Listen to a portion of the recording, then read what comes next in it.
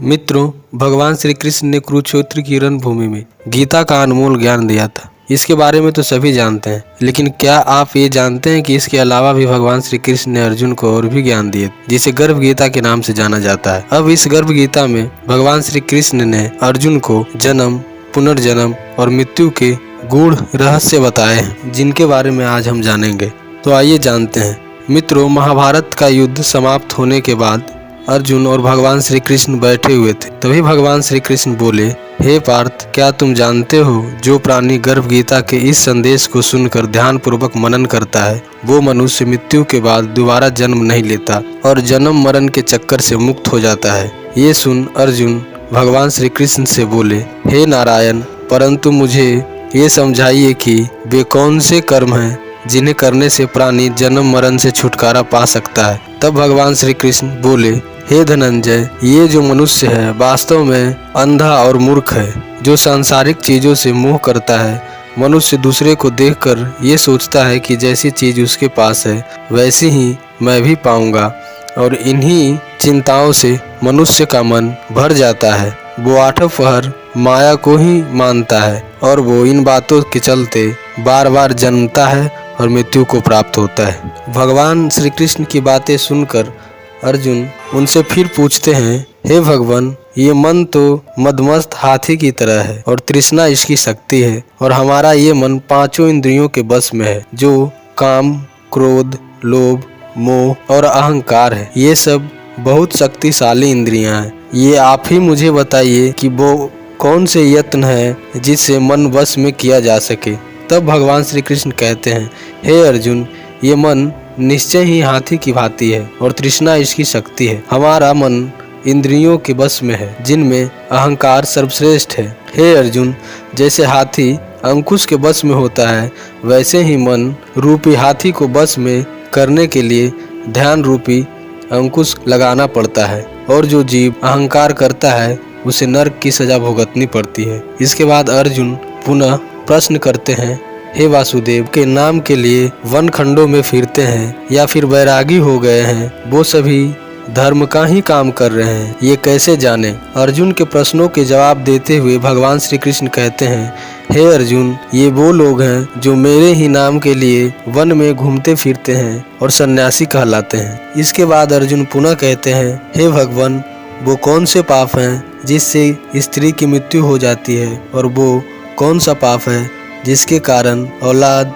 मर जाती है, और क्या किसी पाप के कारण मनुष्य नपुंसक भी हो सकता है। तब भगवान श्री कृष्ण उत्तर देते हुए कहते हैं, जो किसी के कर्म ऐसे होते हैं, मान लो कोई किसी से कर्ज लेता हो और उसे लौटाता नहीं, उसकी औरत मर जाती है, और जो किसी की अमानत रखी हुई वस्तु को पचा जाता है, उसका पुत्र मर जाता है, और वैसे व्यक्ति जो ये कहे कि तुम जब भी कहो मैं तुम्हारा काम कर दूंगा, लेकिन समय आने पर उसकी सहायता नहीं करता, इस पाप को करने से मनुष्य नपुंसक होता है, और ये बहुत बड़े पाप हैं। इसके बाद अर्जुन बोले, हे नारायण, कृपा कर मुझे ये बताएं कि वो कौन सा पाप है जिसके कारण मनुष्य सदैव रोगी रहता है। किस पाप को करने से गधे या फिर बिल्ली योनि में जन्म मिलता है। भगवान श्री कृष्ण अर्जुन से कहते हैं, हे अर्जुन, जो भी मनुष्य कन्या दान करते हैं और इस दान में मूल्य लेते हैं, वो दोषी हैं। वैसे मनुष्य सदा रोगी रहते हैं, और जो औरतें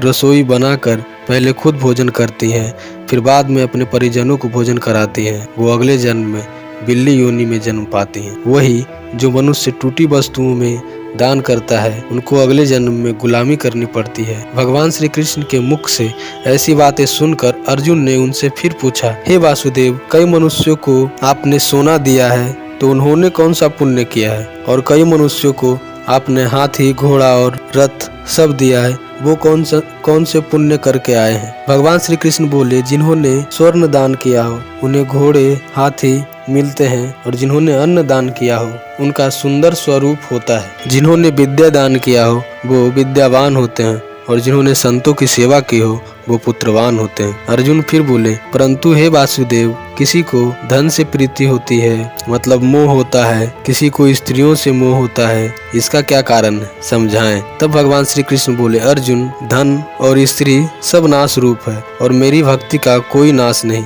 इसलिए मनुष्यों को चाहिए कि वो इन्हीं सब विकारों से छूटकर मुझसे प्रेम करे। अर्जुन फिर बोले, हे भगवान, अब मुझे ये बताएं कि राजपाट का क्या क्या कर्म करने से मिलता है और विद्या कौन से कर्म करने से मिलती है। भगवान श्री कृष्ण बोले, जो प्राणी काशी में निष्काम भक्ति से तप करते हुए अपना देह त्यागता है वो अगले जन्म में राजा बनता है, और जो गुरु की सेवा करता है वो विद्यावान।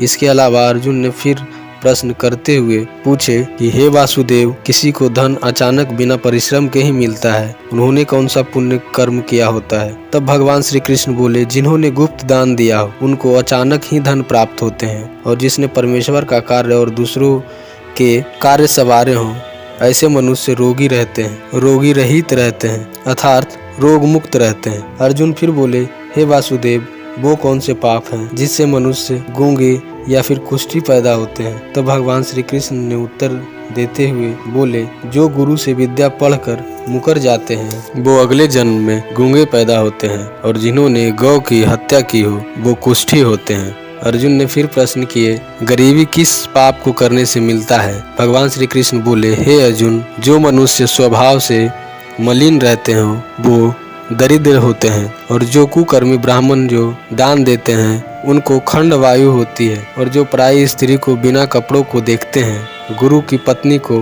कुदृष्टि से देखते हैं, वो अंधे पैदा होते हैं, और जिसने गुरु और ब्राह्मण को लात मारी हो वो लंगड़ा और अपाहिज पैदा होता है, और जो स्त्री अपनी पति को छोड़कर किसी दूसरे से अवैध संबंध रखती हो वो बाल विधवा हो जाती है। इसके बाद अर्जुन बोले, नारायण, आप तो पर ब्रह्म हो, आपको मेरा नमस्कार है। मैं तो आपको अपना संबंधी जानता था, अब मैं आपको ईश्वर जानता हूँ। हे ईश्वर, गुरु दीक्षा कैसी होती है, कृपा कर मुझे ये भी बताएं। भगवान श्री कृष्ण ने उत्तर दिया, हे अर्जुन, तुम धन्य हो और तुम्हारे माता पिता भी धन्य हैं जिन्हें तुम्हारे जैसा पुत्र हुआ। तुम ये भी जान लो कि सारे संसार के गुरु जगन्नाथ ही हैं, और विद्या का गुरु काशी, चारों वर्णों के गुरु सन्यासी उसे कहते हैं, जिसने सबका त्याग करके मेरे विषय में मन लगाया है। हे अर्जुन, ये सब बातें ध्यान देकर सुनने वाली हैं कि वो गुरु जिसने सभी इंद्रियां जीती हो, जिसको सारा संसार ईश्वर नजर आता हो, ऐसे गुरु की पूजा करे और उसके चरणों में अपना सर रख दे। ऐसे गुरु की चरण मिलना एक सौभाग्य की बात है। हे अर्जुन, जो गुरु का भक्त होता है और जो प्राणी गुरु के सम्मुख होकर भजन करते हैं उनका भजन करना सफल है। गुरु से विमुख प्राणी दर्शन योग्य नहीं होते, और गृहस्थी संसार में गुरु के बिना है वो एक चंडाल के समान है। जिस तरह मदिरा के भंडार में जो गंगा जल है वो अपवित्र है, उसी तरह गुरु से विमुख प्राणी भी इस संसार में उसकी जीवन छिन्न भिन्न हो जाती है। तो भगवान श्री कृष्ण ने अर्जुन को गर्भ गीता का ज्ञान दिया। ये वीडियो आपको कैसा लगा कमेंट बॉक्स में जरूर लिखें। तब तक के लिए धन्यवाद। जय श्री कृष्ण।